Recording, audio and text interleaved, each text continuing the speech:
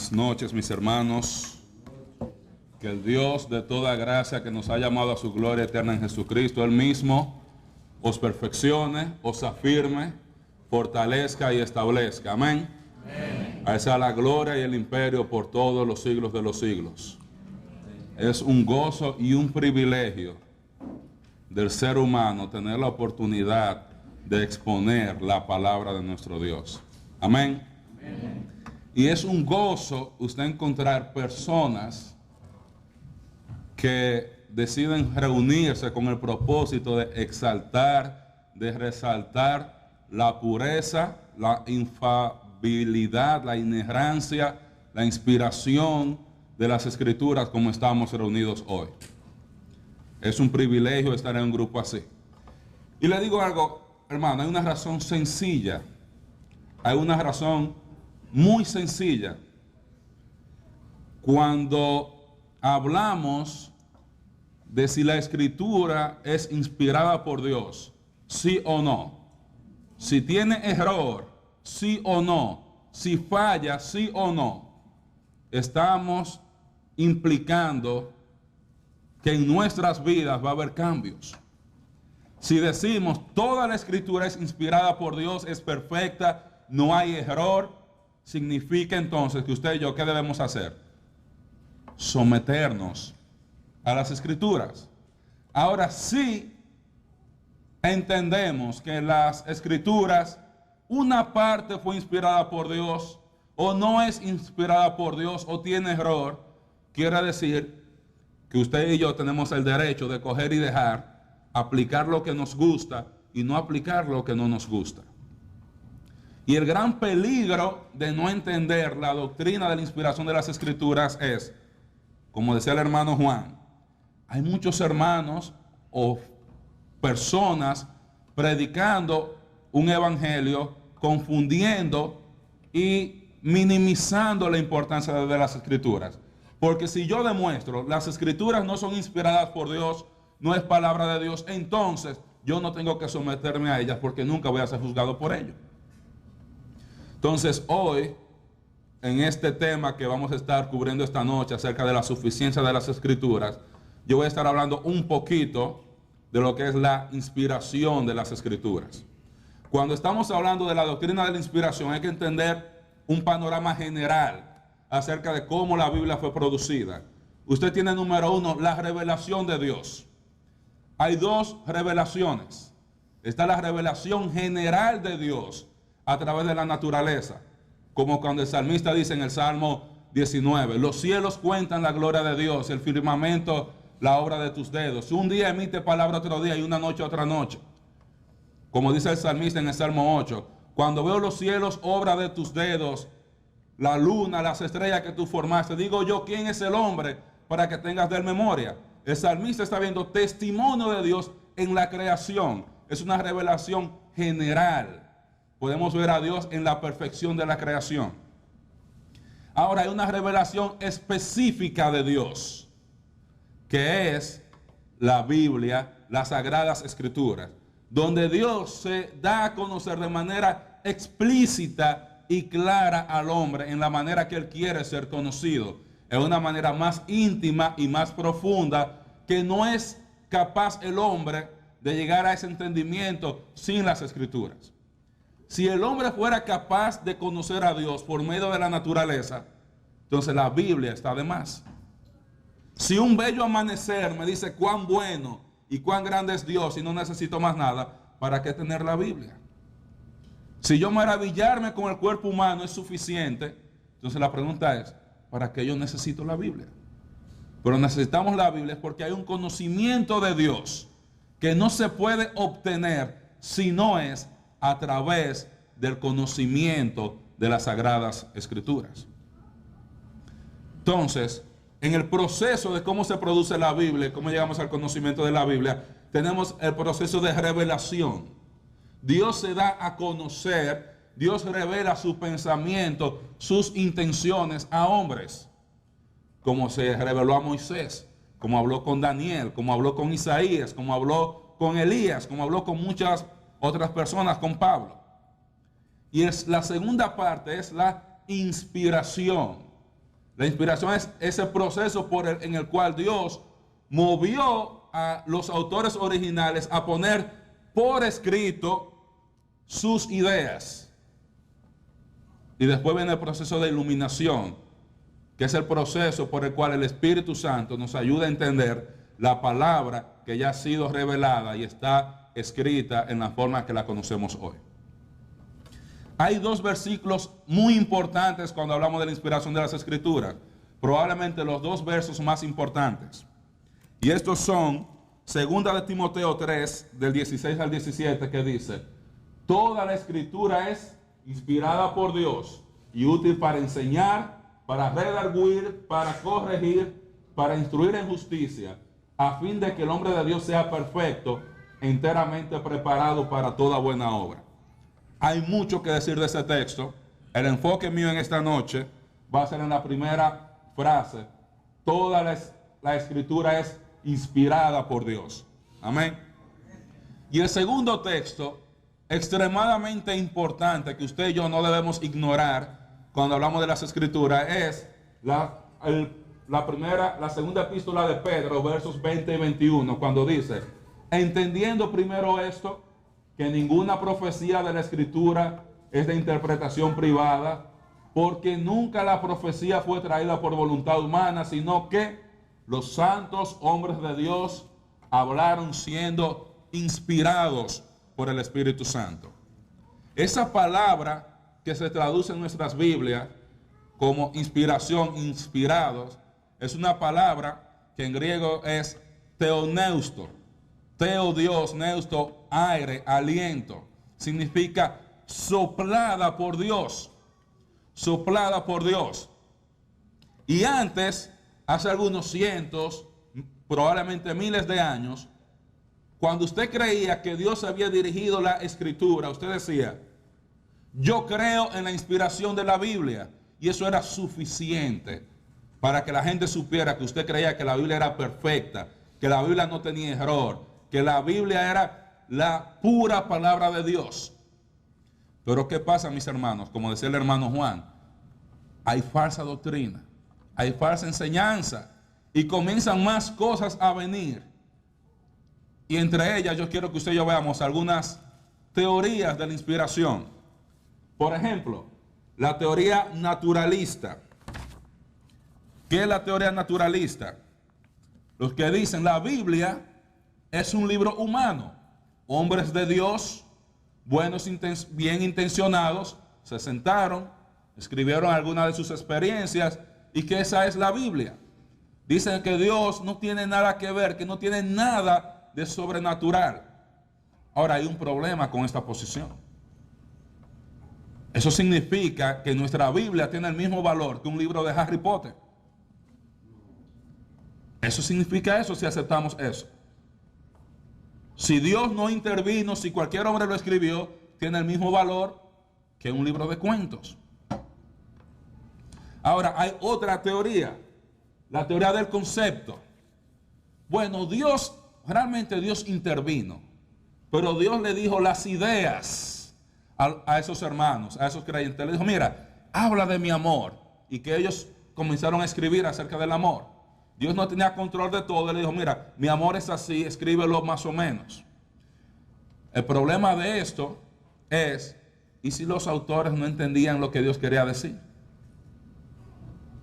Quería decir que lo que ellos iban a escribir estaba sujeto a la interpretación que ellos tenían de algunas cosas y podía obviamente colarse algún error ahí. Eso significaría que la Biblia entonces no es inerrante, sino que tiene errores. Hay otra teoría, la inspiración parcial. Esos son los que dicen: bueno, la Biblia es inspirada por Dios, pero no en su totalidad. Dice, hay partes que son inspiradas, hay otras partes que no son inspiradas. Te dicen, la parte de verdades espirituales es inspirada, pero las cosas históricas no son inspiradas, son inventos. De manera que estas personas escogen qué ellos creen que es palabra de Dios y qué no. De manera que si hay una parte que no es inspirada, entonces esa parte tiene problemas. Incluso traducen el texto que leíamos: toda escritura inspirada por Dios es útil. En vez de toda escritura es, y le quitan el es.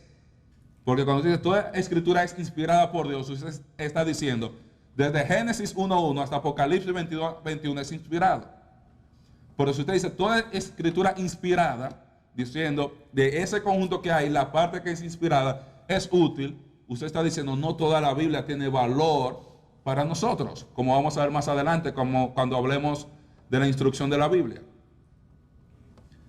Y vienen otras personas que dicen, bueno, mira, Dios tuvo cierto control. Dios le dictaba, porque los seres humanos parece que no podemos buscar un término medio o aceptar lo que dice la Biblia. Dios le dictaba y le decía a la gente palabra por palabra lo que quería él decir. Bueno, el problema está, ¿y qué pasa cuando Pablo dice, y esto ruego en oración que vuestro... Entonces Dios le estaba dictando a Pablo que dijera yo estoy orando por algo que no estoy orando.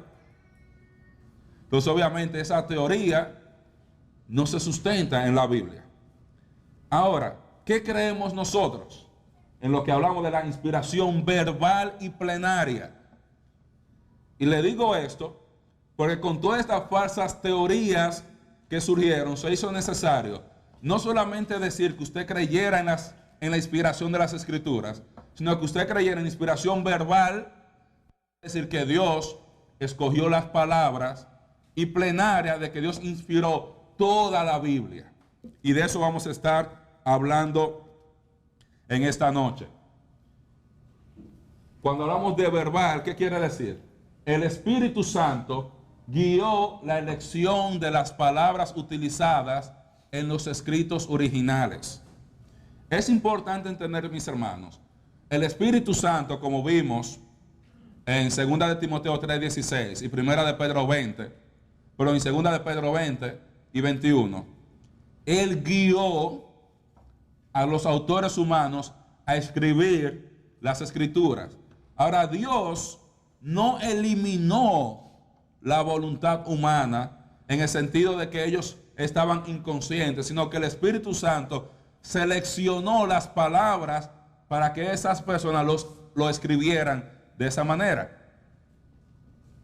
Ahora, eso tiene una importancia y la vamos a ver más adelante.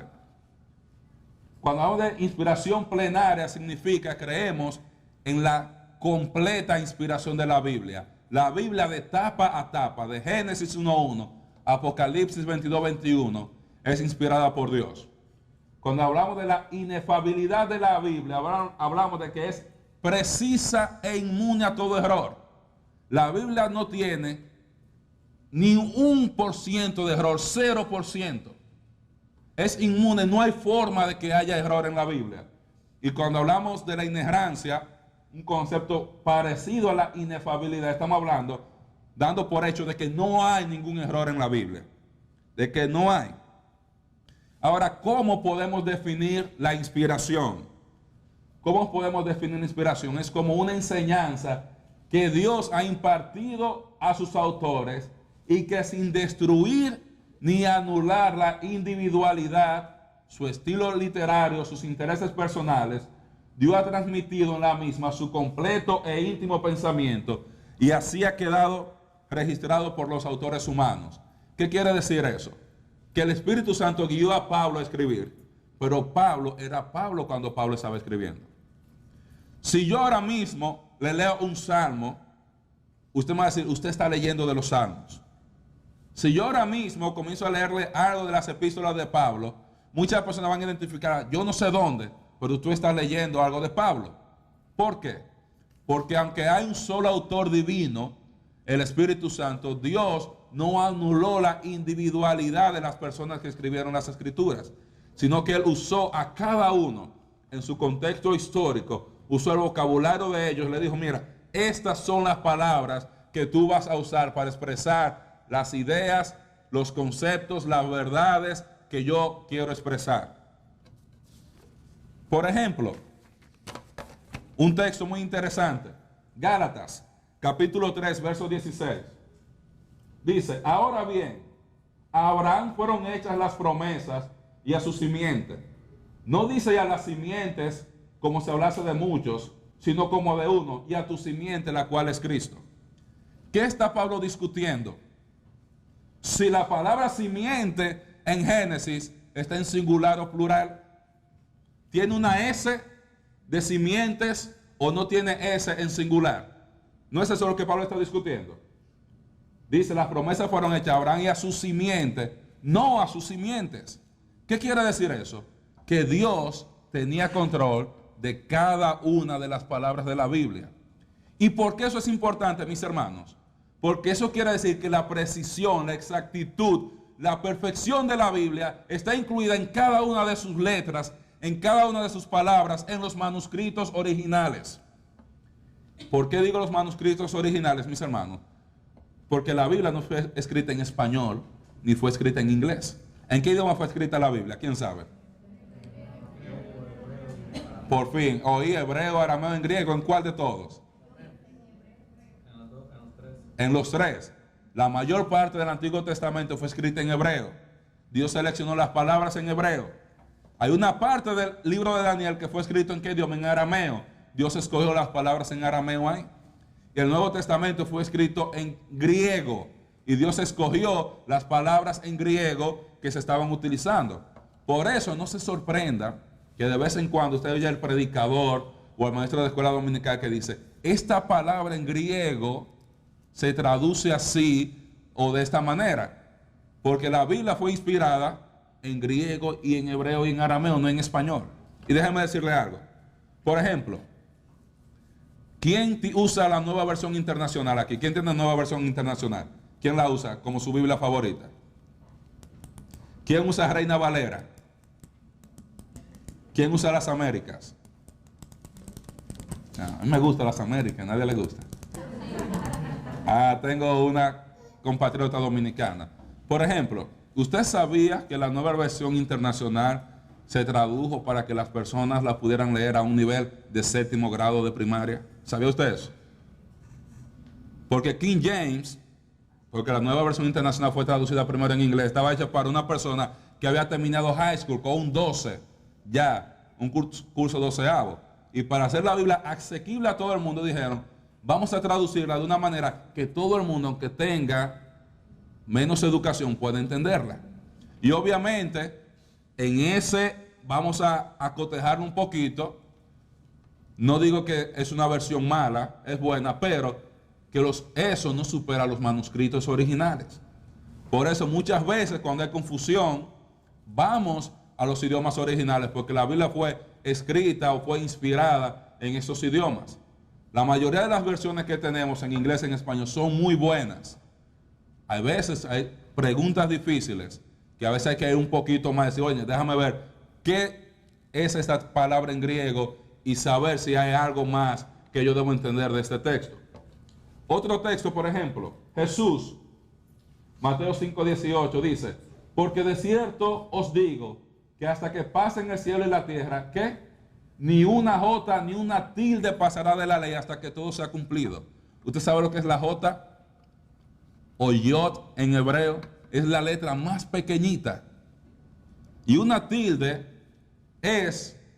no es ni siquiera una letra. Es el grafiquito, si se puede decir así, más pequeño que puede alterar el significado de una palabra o de una letra en hebreo. Entonces, ¿qué está diciendo Jesús? Que toda la escritura, aún los detalles más pequeños, se han de cumplir al pie de la letra, porque Dios tuvo control de la inspiración de la Biblia palabra por palabra. Por eso decimos que creemos en la inspiración verbal. Cada palabra de la Biblia Dios tuvo en control. Nadie escribió en la Biblia una palabra que Dios no quería que estuviera ahí. Todo. Por eso dice el texto de 2 de Timoteo que toda la escritura es inspirada y por lo tanto es útil y le dice para qué es útil. Porque Dios tuvo control de cada parte de las escrituras. No hubo una parte del Antiguo Testamento o del Nuevo Testamento que no estuviera bajo control de Dios. Y Jesús aquí también está dando por seguro algo. Él está diciendo, el Antiguo Testamento es que inspirado por Dios. Él está dando testimonio. Está diciendo, todo eso que está ahí es inspirado, es el testimonio de Jesús. Ahora, otro texto, que habla de la inspiración verbal, donde podemos ver esto. Juan 10:35, cuando Jesús dice, si llamó dioses a aquellos a quienes vino la palabra de Dios, y dice, en nuestra traducción está entre paréntesis, en griego eso no está entre paréntesis, dice, y la escritura no puede ser quebrantada. ¿Qué está diciendo? La escritura no se le puede quitar la autoridad que tiene. No puede romperse, no hay forma de usted eliminarla. O sea, de manera que Dios, Jesús está diciendo, la escritura es perfecta, es inerrante y no hay forma de que en ningún momento de la historia se le quite validez a la escritura. Y hay que tener cuidado, mis hermanos, en quitarle valor de manera especial al Antiguo Testamento. Porque muchos llegamos al extremo de decir, el Antiguo Testamento no tiene ningún valor para nosotros. Sí, hermano, tiene un valor. La revelación de Dios fue progresiva y obviamente el Nuevo Testamento es una revelación aún más avanzada, pero no está completo sin el Antiguo Testamento. Amén. Otro texto, por ejemplo, Jesús no solamente dijo que la Biblia era inspirada por Dios cuando está hablando del Antiguo Testamento, Él predijo la escritura del Nuevo Testamento. ¿Cómo? Sí.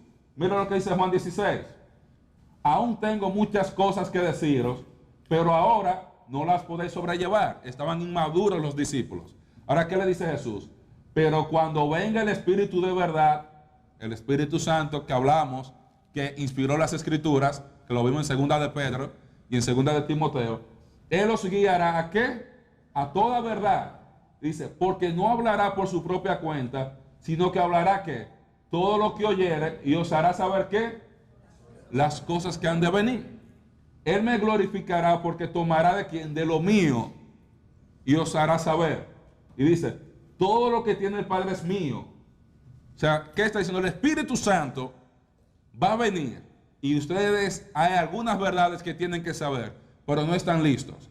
Pero el Espíritu Santo va a venir y los va a guiar a esas verdades.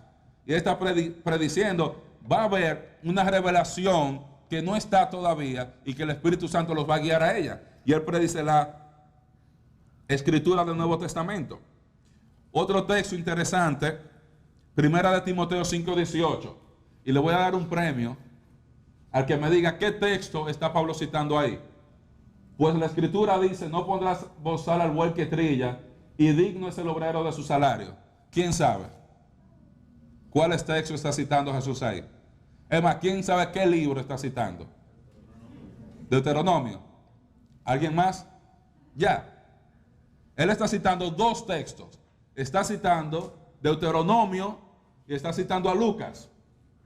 Está citando Deuteronomio 25:4 que dice, no podrás bozar al buey cuando trillare. Y está citando a Lucas 10:7, porque el obrero es digno de su salario. O sea que Pablo, cuando escribe su epístola, está diciendo, la escritura del Antiguo Testamento está tan inspirada como la del Nuevo Testamento. Él está poniendo un escrito de Deuteronomio de cientos de años con los escritos de Lucas que estaban recientes ahí, combinados, diciendo, está escrito, dice la escritura, diciendo Lucas, lo que escribió Lucas es escritura y es inspirado por Dios. Amén. Si usted lee 2 de Pedro 3, del 15 al 16, mira lo que dice. Y tened entendido que la paciencia de nuestro Señor es para salvación, como también nuestro amado Pablo, según la sabiduría que le ha sido dada, os ha escrito en qué? Casi todas sus epístolas. O sea, Pedro, que era un apóstol, está reconociendo los escritos de Pablo. Y mira que sigue diciendo, hablando de estas cosas, entre las cuales hay algunas difíciles de entender, las cuales los indoctos e inconstantes tuercen, como también ¿qué? Las otras escrituras. ¿Cuáles son las otras? El Antiguo Testamento, probablemente la otra parte del Nuevo Testamento. Él está diciendo, lo que Pablo escribió es escritura. O sea, Jesús está diciendo, lo que está en el Antiguo Testamento es escritura. Va a haber una escritura nueva, va a haber revelación nueva en el Nuevo Testamento. Pablo dice, lo que Lucas escribió es escritura. Pedro dice, lo que Pablo escribió es escritura. De manera que los apóstoles, ellos mismos dieron testimonio de la revelación nueva que Dios había dado. Un texto que mencionó el hermano Juan Hebreos capítulo 1, del 1 al 2, cuando dice, Dios habiendo hablado muchas veces y de muchas maneras en otro tiempo a los padres, ¿por medio de quién? O sea, el autor de Hebreos dice, Dios habló por medio de quién? Diciendo, los profetas estaban hablando, ¿qué? Palabra de Dios. Palabra de Dios. Y ahora dice, en estos postreros días ha hablado a través del Hijo. Y en estos postreros, esa palabra es escatos, de donde viene la palabra escatología. O sea, y ahora por último, y ahora para acabar la fiesta, ha hablado a través de su Hijo. Ahora, ¿qué importancia tiene esto? Que por último Él habló a través de su Hijo. La Biblia es inspirada desde Génesis 1:1 hasta Apocalipsis 22:21. Nadie más ha escrito ningún libro inspirado por Dios después de eso. Cuando usted va a un lugar donde le dice, mira, la Biblia es muy buena, pero aquí yo tengo este libro, Doctrinas y Convenios, o esta revista, o este otro libro, hermano. ¿Usted sabe cómo dicen en El Salvador? Fuga. Huya de ese lugar, porque le están metiendo gato por liebre. El único libro inspirado es la palabra de Dios, es la Biblia. Y como usted vio, Dios la inspiró por completo. Cada palabra, desde las S, de la J, las tildes, todas las letras, todas las palabras en los idiomas originales están inspiradas por Dios. De manera, esto nos enseña que la perfección, la precisión de las escrituras está en todas las escrituras de principio a fin. No hay nada donde haya una mixtura o mezcla de error. Todo, absolutamente todo en la Biblia ha sido controlado por Dios, inspirado por Dios. No hay nada. Ningún escritor escribió, aun queriendo poner algo malo, lo podían poner. ¿Qué dijo Pedro en el texto que leímos? Ninguna profecía vino, ¿por qué? Por voluntad humana, sino fue el Espíritu Santo que movió a esos hermanos. Y esa palabra que traduce, que los movió ahí, es la palabra que se usa cuando usted tiene un barco de vela, que lo sopla el viento y los dirige. O sea, el Espíritu Santo dirigió a esos hermanos a escribir esto. Y para terminar, Apocalipsis dice, si alguno añadiere a estas cosas, con esto termina la Biblia básicamente. Hay solamente 2 versículos después de aquí. Si alguien añade algo, traerá ¿qué? Las plagas que están aquí. Y si alguien le quita, Dios quitará su parte del libro de la vida. Eso quiere decir que Dios cuida celosamente su palabra. No le quite, pero tampoco le agregue. Dios bendiga su palabra.